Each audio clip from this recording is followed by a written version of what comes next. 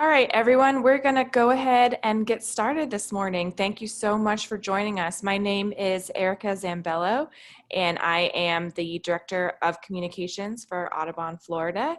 We are so excited to have you this morning for the ecology of the Florida scrub jay, and we will have this presentation by our Director of Bird Conservation, Marianne, who is not only one of our gurus for the Florida scrub jay. She does all of the data. She's an amazing birder. She is with me in the Tallahassee office, and you are just going to learn so much great stuff about this endemic Florida scrub jay this morning. So Marianne, thank you so much for doing this. Thank you for the introduction, Erica. I'm happy to be able to share this primer about Florida scrub jays. Florida scrub jays have been studied in Florida at Archbold Biological Station and others for most of 50 years now. So it would be very difficult for me to do justice to that body of knowledge in an hour's presentation. So know that there is much more, but this should be a good introduction for everyone. Next slide. So a bit of an overview.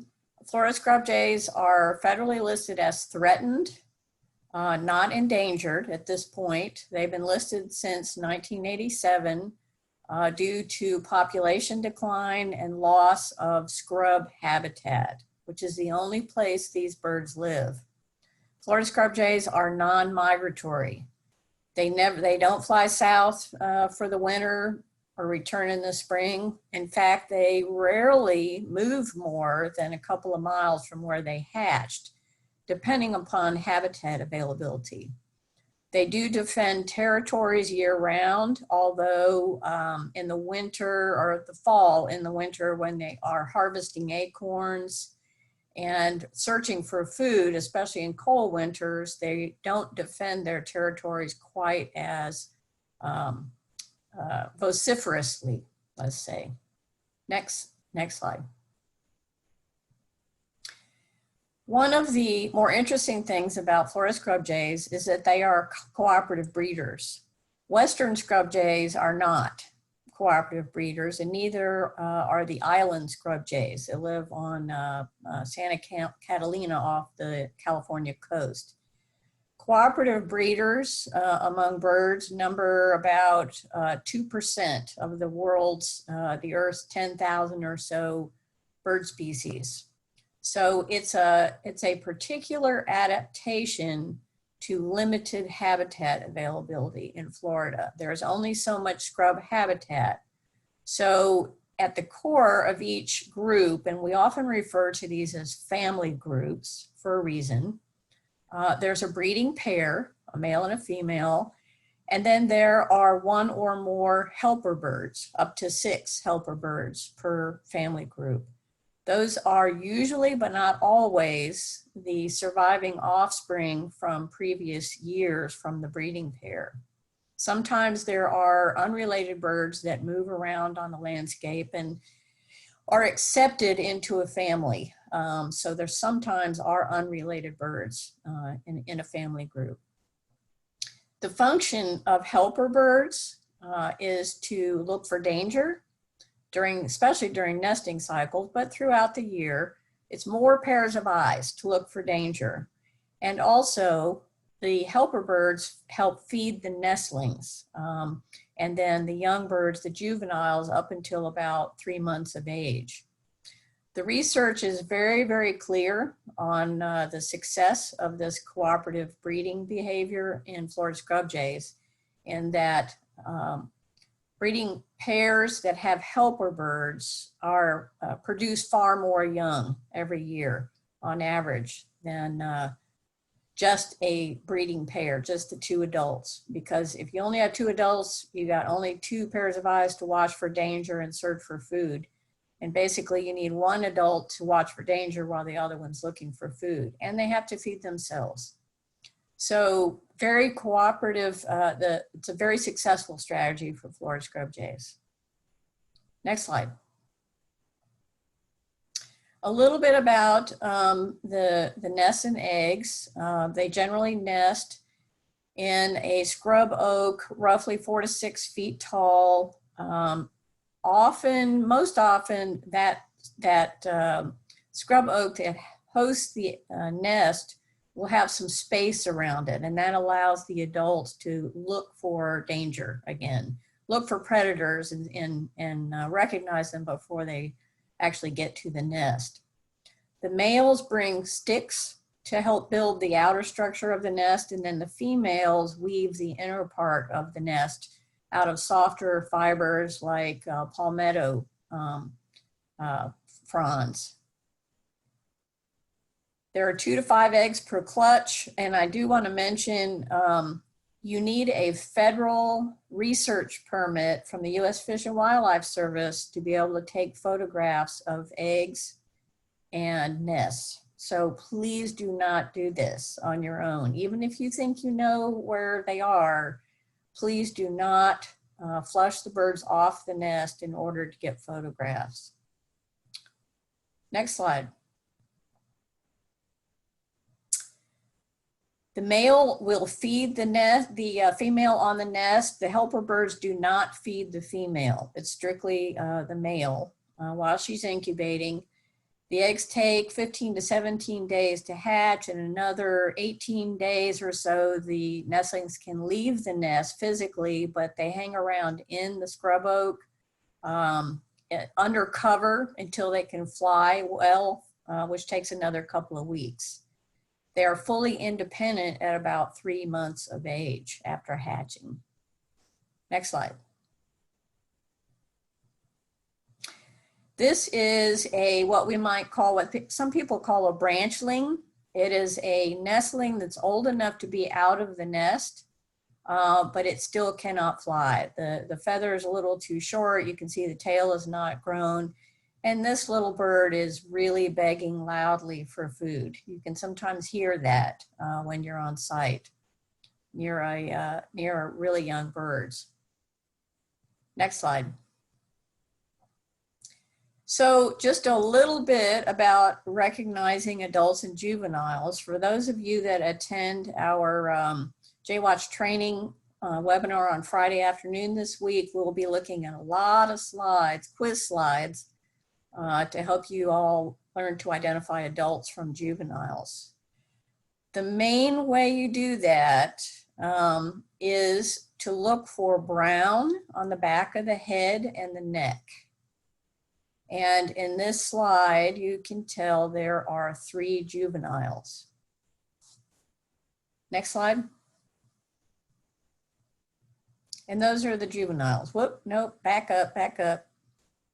The other way to tell the adults is particularly, I hope you can see my cursor here. This bird here, notice that there's a dark head and neck, and there's a break. There's a gray patch on the back. Notice that the juveniles are brown all the way down. They don't have that gray patch on the back. So that's something you can look for. And even in poor lighting, you can recognize this break in color on the back of an adult. And if you don't see it, it's likely a juvenile. Next slide. So let's talk a little bit about what they eat.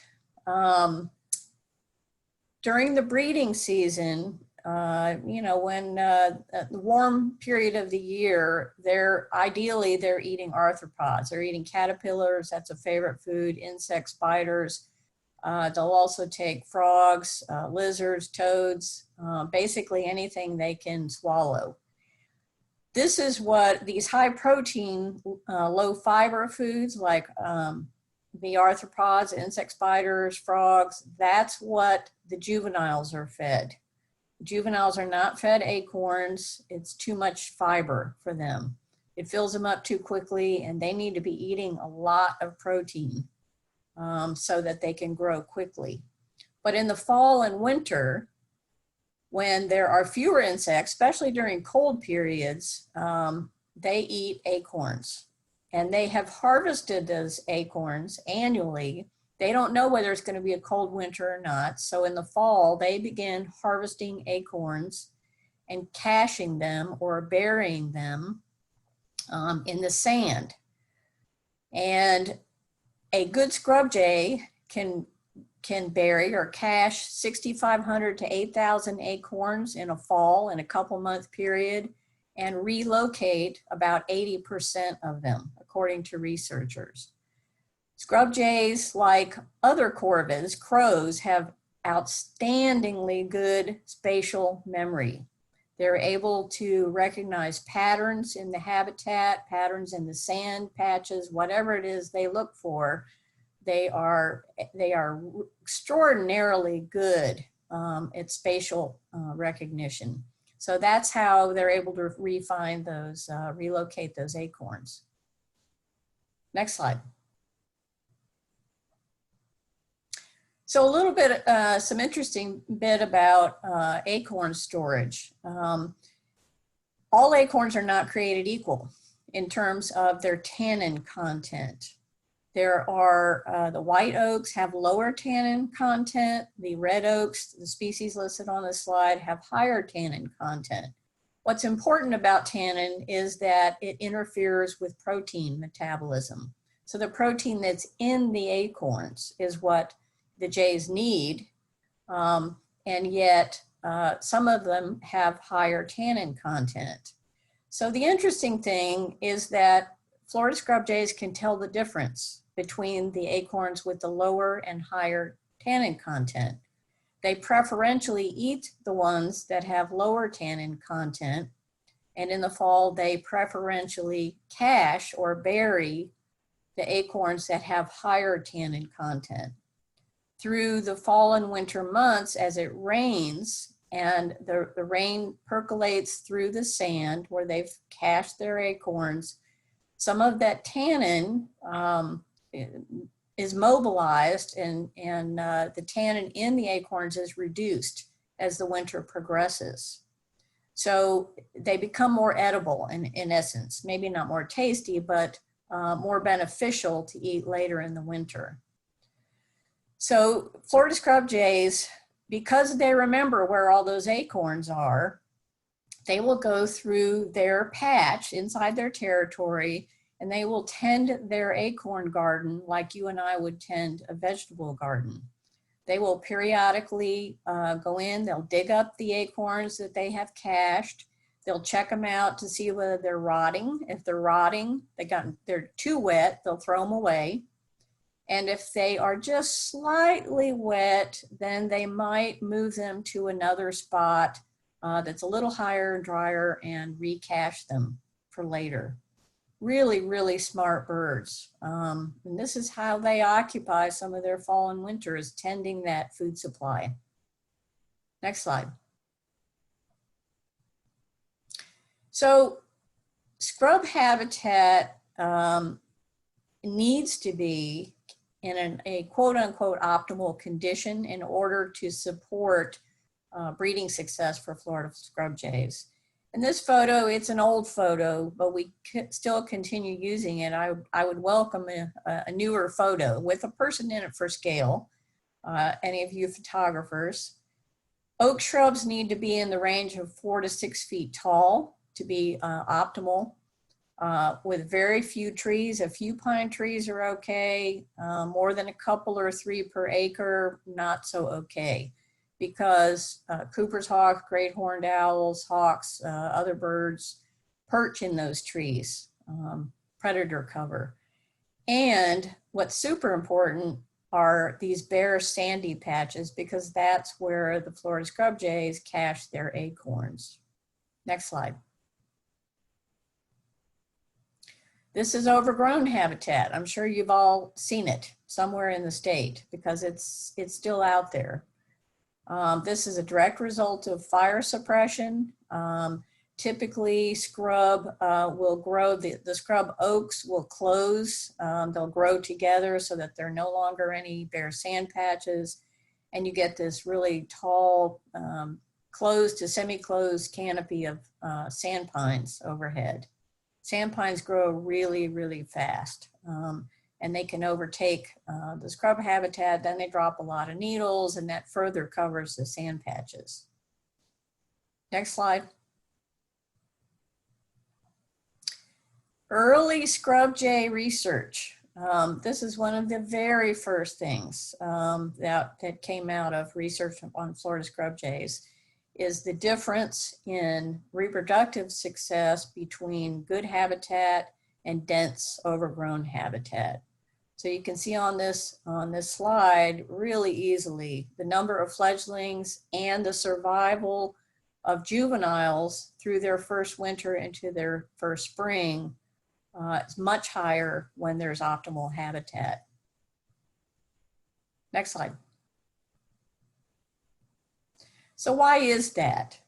So this is more recent research from Archbold Biological Station, and don't get overwhelmed by the graph here. So let's take a look at it. On the top half of the graph, you're looking at optimal habitat. That's the low and open habitat. On the bottom half of the graph is overgrown habitat. So this graph compares in the bars the time spent by the adults in foraging and looking for danger or vigilance. So vigilance is the gray bar. So what you see when the scrub jays have eggs and they're incubating their eggs, there's about the same amount of time that the adults are spending in vigilance, looking for danger, and foraging in good habitat and overgrown habitat. Next slide. But the big difference is here. When the eggs have hatched, there are nestlings that need to be fed. The adults need to be feeding those nestlings. They need to be searching for food, keeping themselves fed and feeding those nestlings. But in dense overgrown habitat, the adults know that there's danger, especially for the nestlings, because the nestlings are noisy, sometimes especially when they're being fed.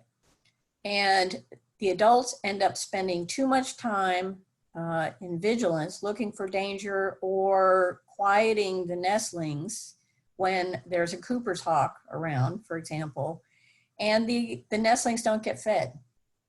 So survival is much lower because of this tendency, because the adults are spending too much time in awareness of danger instead of feeding the kids.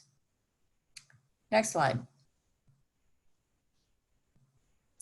So how do we deal with dense habitat? Well, one way is with heavy equipment. And sometimes that's the most expedient way to do it, is to just take a hydrax in there and really mow down the scrub or roller disc it. The trouble with that is it destroys everything. It takes all of the scrub oaks and the pines down to the ground level, and then it has to regrow completely, the scrub oaks, and the birds can't re-inhabit an area that's been, the vegetation's been reduced to ground level until they have food, until they have that acorn supply, and they have enough cover, enough shrub cover that they can hide from danger. Next slide. The real fix, though, is in fire. So I'm sure you all know that the Florida Peninsula has extraordinarily high incidence of lightning strikes from afternoon thunderstorms during the summer months in particular. Scrub habitat evolved in that lightning, in a lightning ecology, if you will. Same thing for Florida's dry prairie, our pine flatwoods, our longleaf pine. All of those are fire dependent habitats. Scrub habitat is too, it just grows a lot more slowly. Next slide. Because we no longer tolerate lightning ignited fires, and we put them out quickly because they can result in wildfires that burn human residences in commercial areas, we now have to use prescribed fire. It varies depending on the type of habitat. So longleaf pine, dry prairie need to be burned every 1 to 2 years. Scrub, because it grows so much more slowly, scrub oaks in particular, the optimal fire ranges from 5 to 20 years. The longer rotations are necessary to accommodate plants like the Florida rosemary, which sets seeds roughly every 15 years. So if you burn more frequently than 15 years, every cycle, you're going to lose all the Florida rosemary. So to maintain diversity in scrub habitat, that fire rotation is varied. Also, coastal scrub tends to get more rainfall than the interior scrub in the Lake Wales Ridge, Highlands County. So the fire rotations are shorter in coastal areas because it grows faster, and longer in Central Florida. Next slide. So prescribed fires ideally are low level fires. They're not super intense. You see on the left side, this was a fire at Lake June in Winter State Park. And it is not jumping to the canopy. And that is because there is a lack of what fire folks call ladder fuel. Ladder fuel is LADDER, is mid-story canopy. So you light a fire in the undergrowth, you want it to stay at the ground level, but what happens is it jumps to those mid-story shrubs and from there to the crowns of the trees, and then it can get out of control. So that's why mechanical treatments are used to reduce that mid-level canopy and keep the fire strictly on the ground. So on the right side, you see a recently burned habitat. This regrows very quickly. Palmetto regrows extraordinarily quickly. Roughly 3 to 4 years, maybe a little faster along the coast when coastal scrub is burned, maybe 3 or 4 or 5 years for interior scrub before it's usable again by Florida scrub jays. Next slide. This is also, this is a figure prepared by Archbold Biological Station, which shows the really tight correlation between breeding success and numbers of scrub jays and the incidence of fire. So when the number of scrub jays drops off, it gets lower and lower and lower, that means the habitat is overgrown. It's close correlation with an overgrown habitat. Then you burn, and then gradually and quickly, the number of scrub jay families increases again to an optimal level, and then the cycle begins all over again.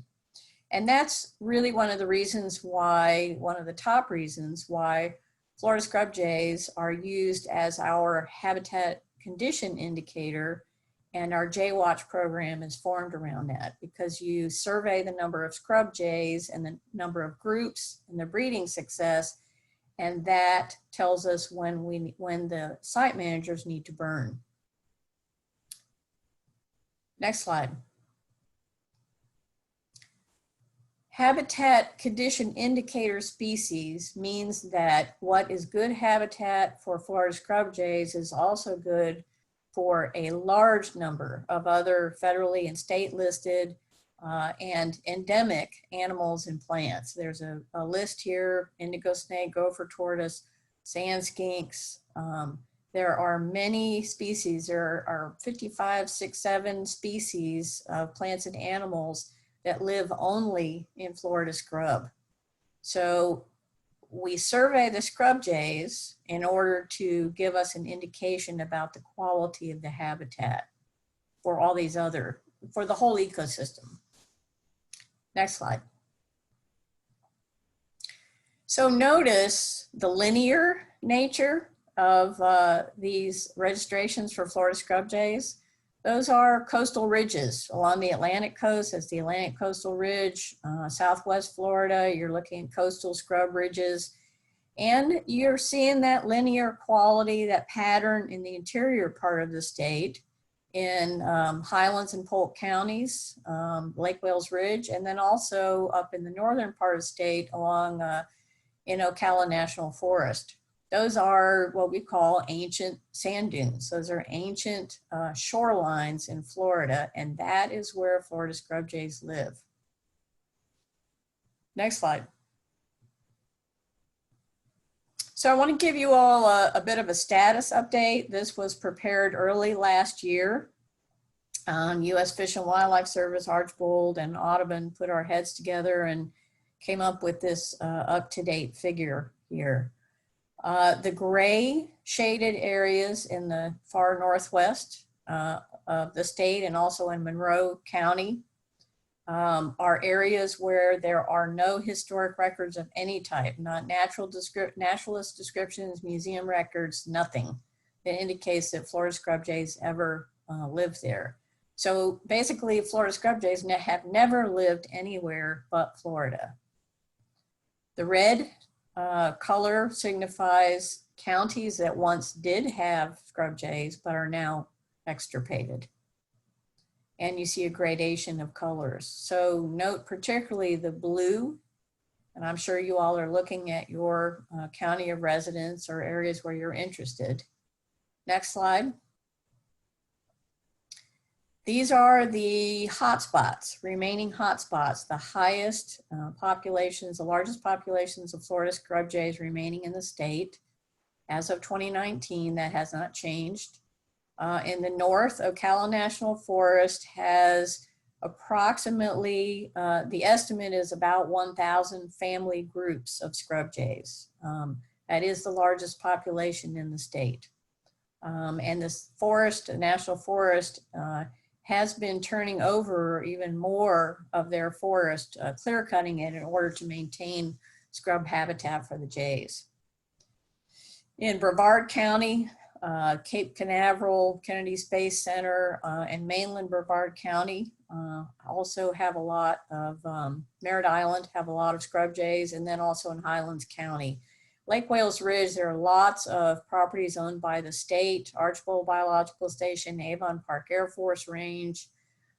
There's Lake Wales, National Wildlife Refuge. All of those have scrub jays. Next slide.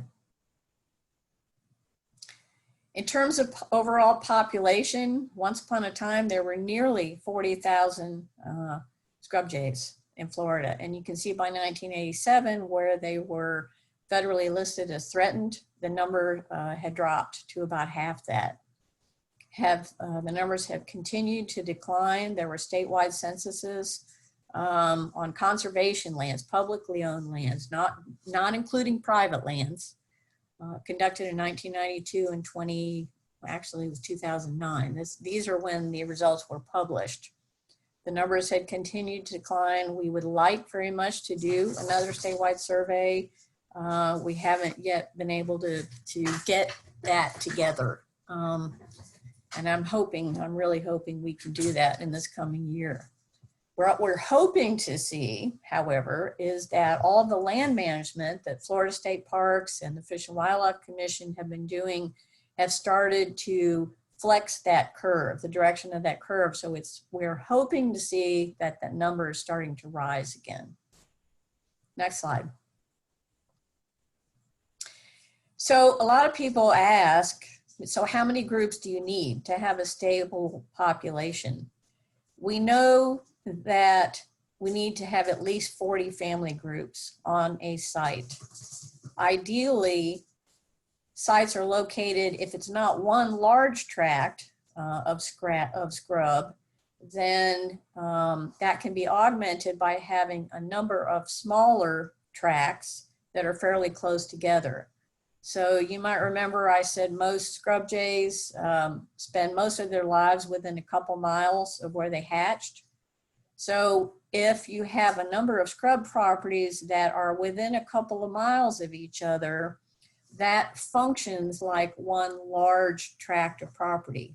So the scrub jays can find, those other sites and, and find mates when they're breeding eligible. So at least 40 family groups. We survey a lot of sites that have fewer than that, and we are seeing slow declines in the numbers of jays on those properties. Next slide. Big threats to the Florida scrub jays. They prefer that nice sandy habitat in upland areas, and guess what? People like to build houses on those nice well-drained areas. You don't have to pull a wetland mitigation permit. Citrus also prefers to have well-drained roots. So over the past several decades, the citrus industry has been moving their crops farther south in the state, not just because of the high sandy habitat, but also because it freezes, of course. Next slide. There are other issues with urban threats. There are certain predators that are much more abundant in urban and suburban areas, like Cooper's hawks, and cats, feral cats, domestic cats, raccoons, and the like. We even have, in some areas, people rehabilitating raccoons and other small animals and then releasing them onto scrub preserves in urban or suburban areas because they don't really understand, instead of taking them farther out, away from the cities. Next slide. So another often asked question, which avian predators are actually predators of scrub jays? So I put together this slide to answer that question. So Cooper's hawks, swallowtail kites, believe it or not, I've seen that in person. Great horned owls, possibly barred owls, but scrub jays are not active at night when barred owls are usually foraging. I've actually seen great horned owls during the day at sites when we were surveying scrub jays. Red-shouldered hawks do take smaller birds. So they are predators that you need to keep an eye on them. If you're using playback, you need to stop using the playback when you see a red-shouldered hawk that seems to be zeroing in on your location. On the right side, the vultures, osprey, bald eagles, red-tailed hawks are not really a source of concern to Florida scrub jays. Next slide. Lots of challenges in suburban areas. Scrub jays will go to bird feeders and eat, seed and birds. The problem with that, it's not so much what they're eating, it's more that they're being drawn to areas where they're now exposed to outdoor cats. And they're crossing roads to get to the feeders, and they do get hit by cars. So it's not really beneficial to draw scrub jays to bird feeders in suburban areas. Next slide. Big question, often asked, is it okay to feed peanuts to Florida scrub jays? Technically, it's against federal law. Having said that, a lot of people do it. And according to Dr. Reed Bowman at Archbold, peanuts are not detrimental to adult scrub jays.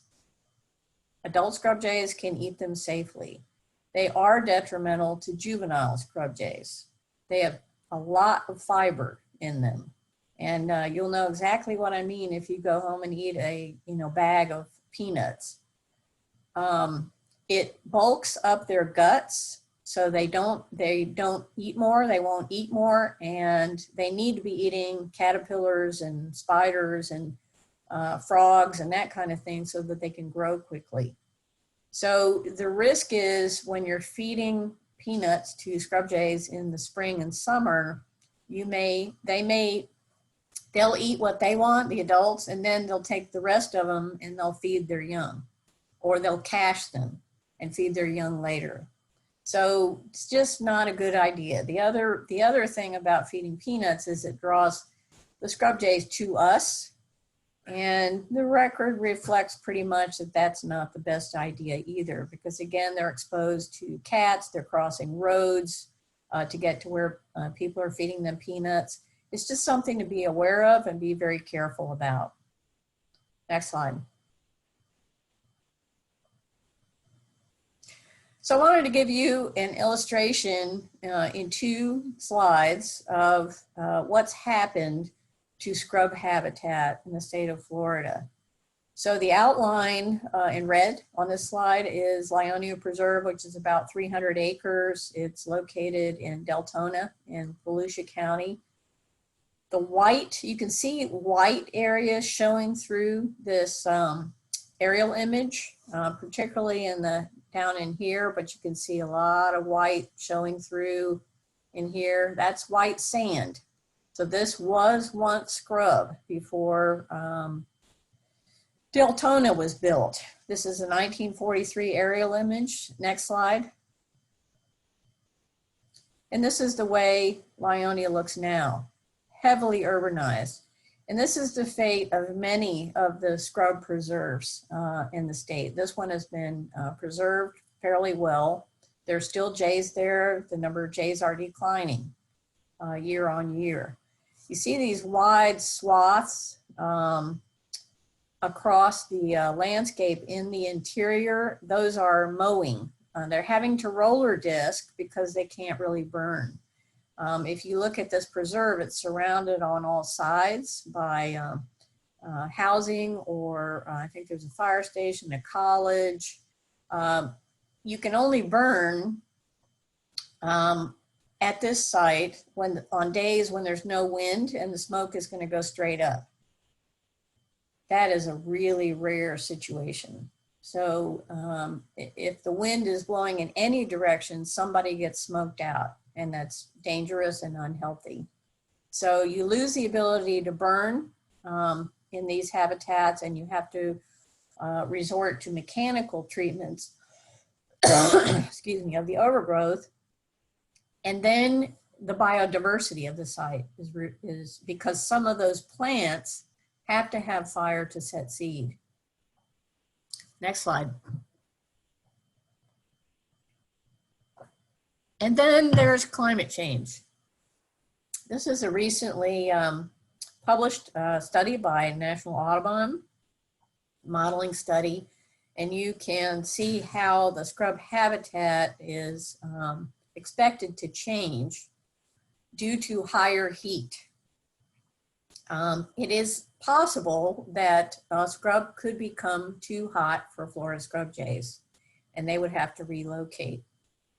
It's not clear yet in Florida on the peninsula, because we're surrounded on three sides by water, whether a future that included higher temperatures would also include more or less rainfall.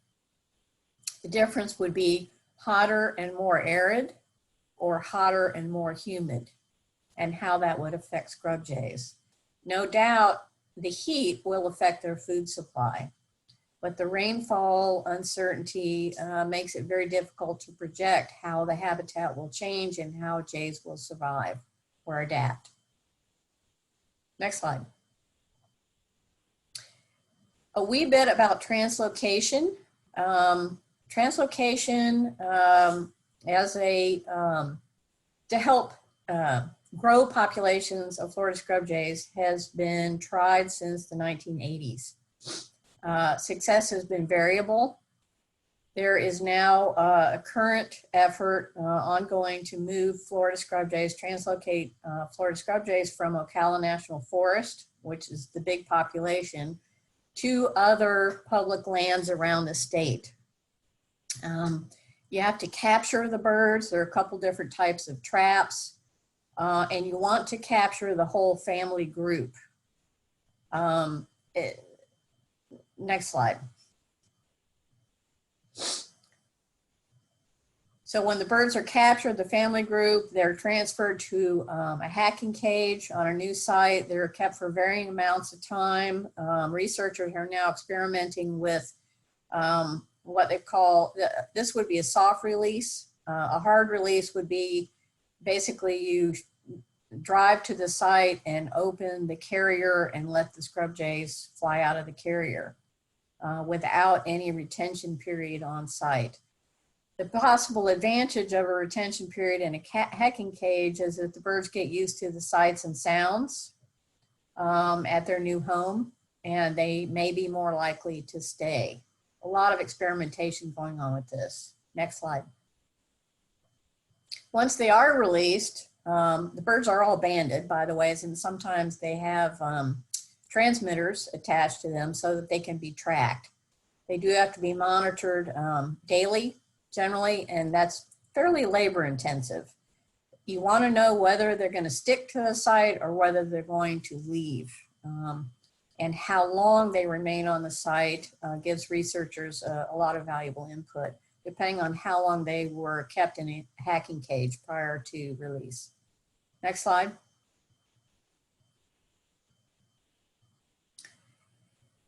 Not just will they stick, but will they breed in subsequent years, and will the helper birds in the family that was moved be able to integrate and find mates in other families with unrelated birds on the site. Incest is very low in Florida scrub jays, extremely low. In other words, fathers breeding with daughters or mothers breeding with sons. Very, very low incidence with that. But that does require that those birds, those helper birds, the offspring, eventually leave their family of origin and find an unrelated mate. Next slide. Time of year does matter. That's the experimentation is produced some pretty clear results on that. Fall and basically the end of the summer seems to be the optimal time, and that's before the scrub jays harvest acorns and cache them. If they're transferred afterwards, they don't have that winter food supply already stored, and the acorns may have dropped off the scrub oaks by that time. So it has seemed to be so far optimal to move them at the end of the summer when the juveniles are independent, food independent, and before the adults and the whole family has gone to caching their acorns for the winter. There have been some recent successes with translocation of birds from Ocala National Forest to Seminole State Forest, Rock Springs Run, and recently to Jonathan Dickinson State Park, where the birds are genetically much less related to the Ocala birds. So there's a second introduction, I believe that was just accomplished this past year. So they're working on that. Still, it's a work in progress. But the idea is to grow scrub jays and to maintain and increase genetic diversity. Next slide.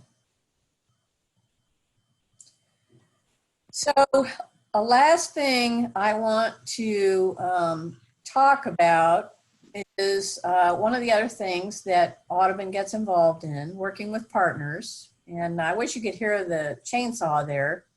I really like this video. I tried forever to get the tree falling and ended up with these really long, gigabyte videos. So this one I finally got right when the tree fell. So these two fellows are from Florida Trail Association. Audubon has partnered over the last 5 years or so with a lot of different organizations, including Florida Trail Association, the Florida Fish and Wildlife Commission, the Florida Park Service, Quest Ecology. Their staff have donated their time and effort. And Wells Fargo Bank, one of their green teams, their employee groups, helped us with one of these projects. We work with the land managers, select a site that's accessible, and we cut down sand pines because these hide predators, especially Cooper's hawks and great horned owls. Really tough predators for Florida scrub jays. Next slide. So this was the one of the earlier projects. What you're actually seeing this really pale, it's kind of unusual. It was actually a lightning. This is a lightning fire scar at this site, but where that red line is were areas, especially to the upper left and the bottom right, were fringes of really tall sand pines. So in order to enlarge the area that was usable by scrub jays, we harvested culled sand pines all along the margins, and then there were some sand pines in the interior that were taken down also. Very successful project. Next slide. Before and after slides. Really tall fringes of sand pines on the left with the people for the scale, and there it is, low and open. Really good looking, you know, open optimal habitat. This was on a swiftmud property in Manatee County. Next slide. And here's another one of my favorite videos.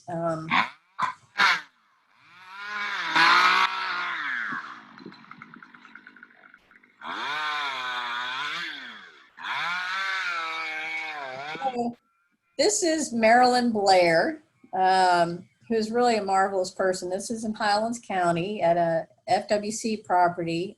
She is a Jay Watcher, and she's also a Fish and Wildlife Commission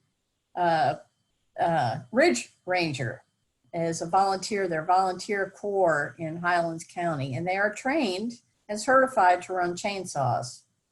So this was in an area where, an interior area where they were clearing sand pines. Next slide. I think I've got.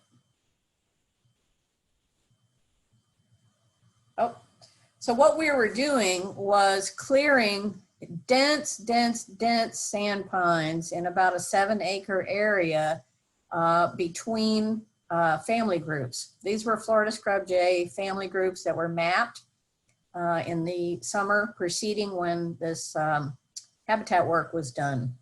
So families on 2 sides, but they couldn't move safely across this area. So if we opened up this area, there's actually space for either one of these, the offspring to move in and form a new family group, a new territory in there, or for the birds to move around a lot more safely. Next slide. So this shows you how dense these sand pines can get. You're seeing some orange flagging here. That was our boundary for day 1, where we limited our work to here. And you can see all these sand pines that were taken down, super, super dense. So the way this works is that the sand pines are cut. They're allowed to remain on the ground. You don't remove them from the site. You leave them on the ground, they dry out, and then in the next growing season or the one after, this site can be burned, and the sand pines provide fuel for the fire. So you get very good burns with all that nice dry pine fuel there. And then this habitat regrows, and it's optimal for scrub jays. Next slide. So that's the primer on Florida scrub jays. I'm happy to answer questions. I can see there's loads of questions. And I don't know if I can get to them all, but I'll make an effort. Yeah, we will get to as many as we possibly can. So this is Erica again. Marianne, I'll just read the questions for you. And we'll do this for about 10 minutes. Okay. So the first question, what's the typical breeding season? How often do pairs have multiple broods in a year? Good question. Typical breeding season in late February, they're initiating, they're building nests and initiating the nesting season. It depends, how long the season lasts depends on whether the first nest, the first egg clutch is depredated or whether they hatch and fledge young. So if the first nest is successful and they fledge young, they will have juveniles in May. They can have juveniles in May. During some of our trainings, we do see juveniles, fledged juveniles.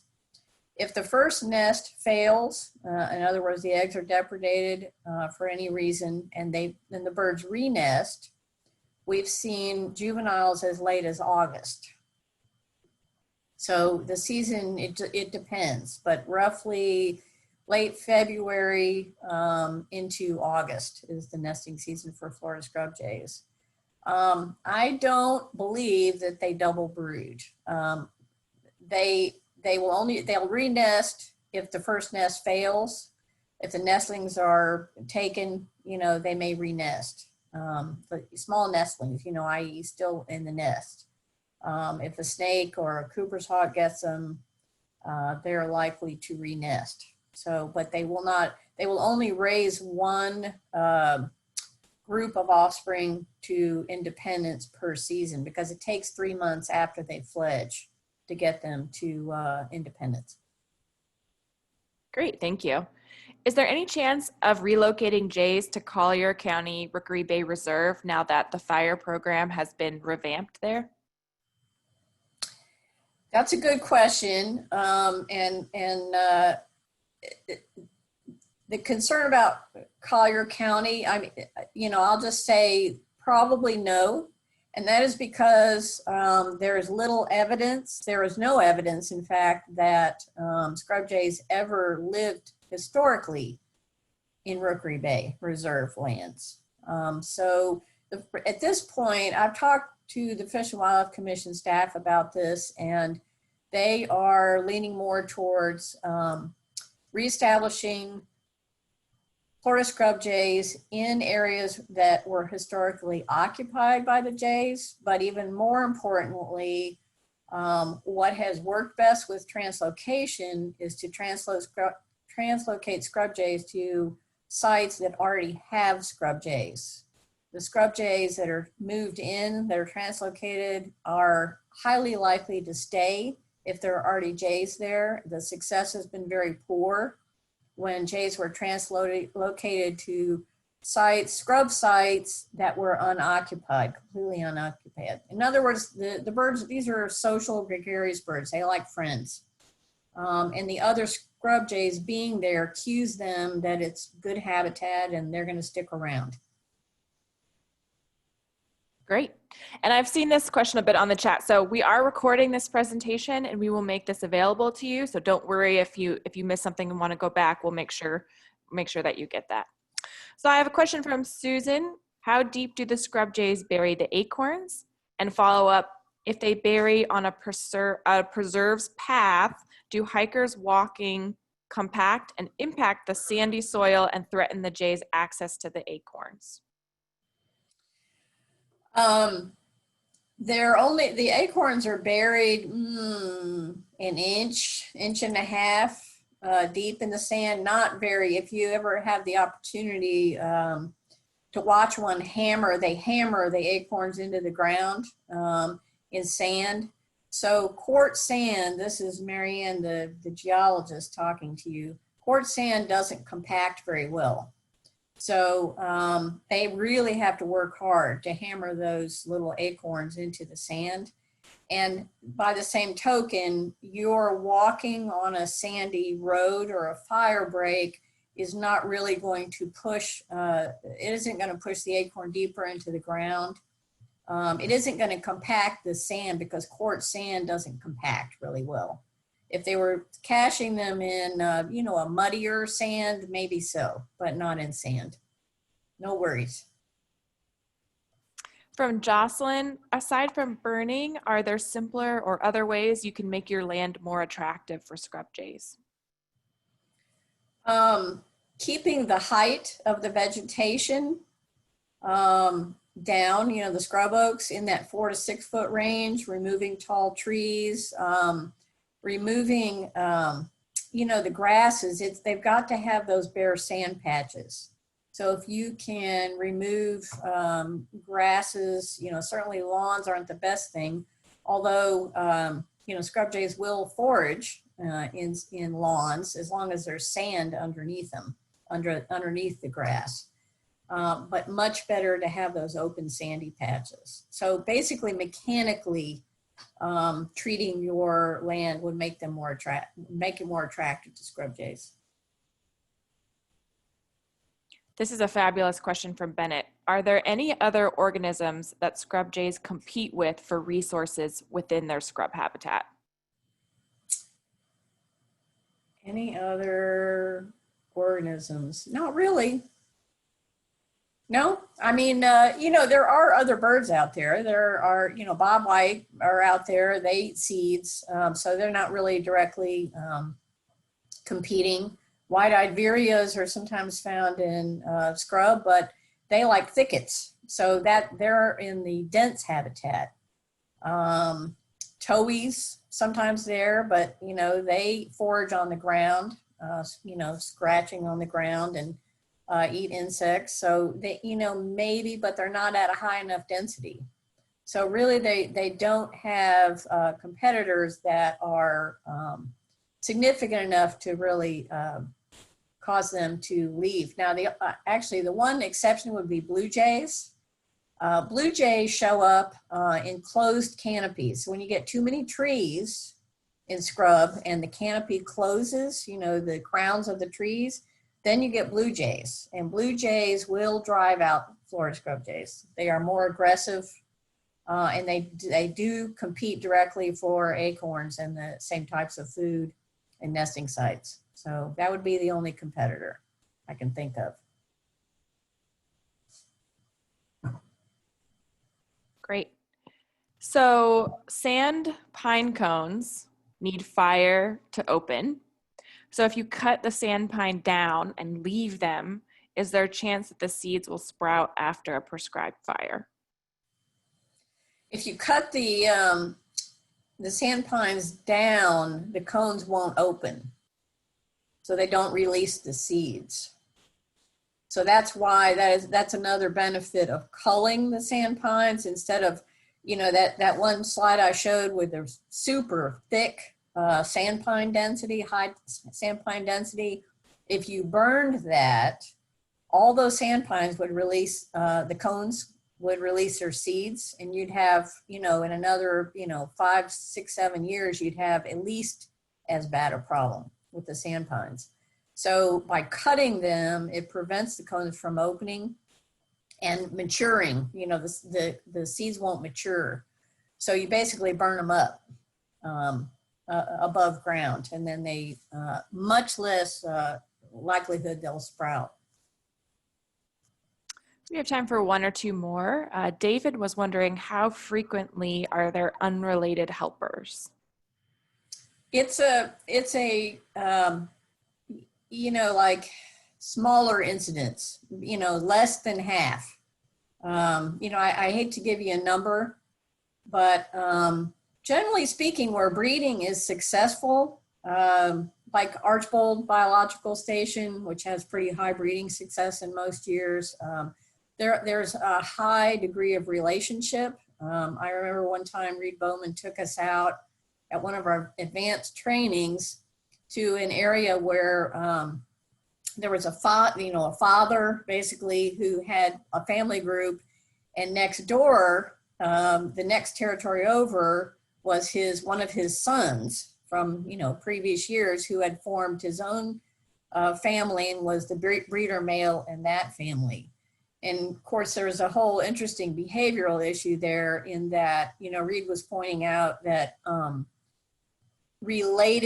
when the breeders are related next to each other, they squabble less. They aren't as vocal. They don't squabble as with so vehemently. If it's a father and son, they still defend their respective territories, but there's a fairly high incidence. Certainly, probably 3/4 of the helpers are offspring.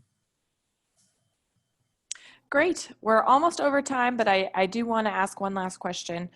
Are there efforts, not necessarily by Audubon, but in general, to acquire additional property to create more connecting habitats? Yes, through the Florida Forever program, there are scrub sites that are ranked for acquisition, especially in Highlands County. They're not ranking them high, scrub properties high, if they are isolated, but if they are close to other conservation lands, publicly managed conservation lands, there are some additional properties that could be acquired.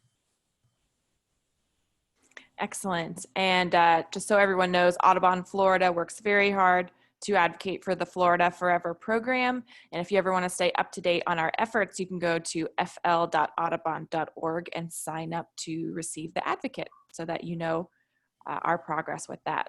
So that will be our last question. Thank you so much, Marianne. That was amazing. Again, I want to reiterate that this will be recorded and we will send the link to everybody. Thank you so much for your great questions and for joining us this morning, and have a great rest of your Wednesday. Thank you so much. Thank you all for attending.